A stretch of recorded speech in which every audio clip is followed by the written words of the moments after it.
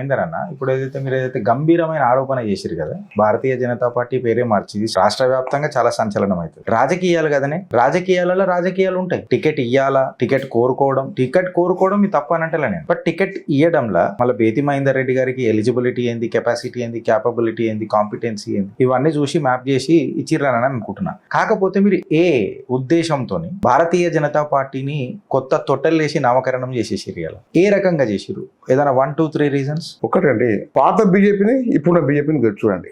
పాత బీజేపీ అందరికి అవకాశాలు ఇచ్చింది.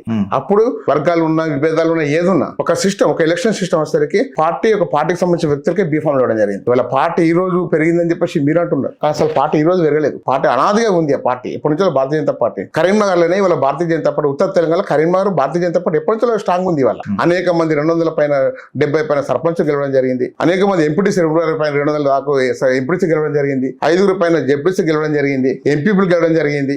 అంటే వాస్తవంగా పార్టీ అప్పుడే ఉంది. మున్సిపల్ చైర్మన్లు, Sircilla municipal chairman, Kotla municipal chairman గెలవడం జరిగింది. ఇవాళ ఏదో కన్వర్ మేయర్ ఏ రకంగా గెలిచిందో నాకు తెలుసు. నేను ఆ విషయంలో ఛాలెంజ్ చేస్తాను. ఇప్పుడు కూడా ఛాలెంజ్ చేస్తాను. నేను ఏ పార్టీకి రూపాయి ఇవ్వలేదు అని చెప్పేసి బాగ్లక్ష్మి టెంపుల్ అయ్యవారి మీద, అమ్మవారి టెంపుల్ దగ్గర తడిగుడ్డలతో, అంటే మీకు తెలుసు అనుకుంటా, ఇంత ముందు యాదాద్రిలో తడిగుట్టలతో ప్రమాణం చేసే సందర్భం మీరు చూసిండ్రు. నేను అదే దృష్టిలో పెట్టుకొని మాట్లాడుతున్నాను. నేను బాగ్లక్ష్మి టెంపుల్ అమ్మవారి లేకపోతే మాష టెంపుల్ అమ్మవారి, నేను తడిగుట్టలతో వస్తా.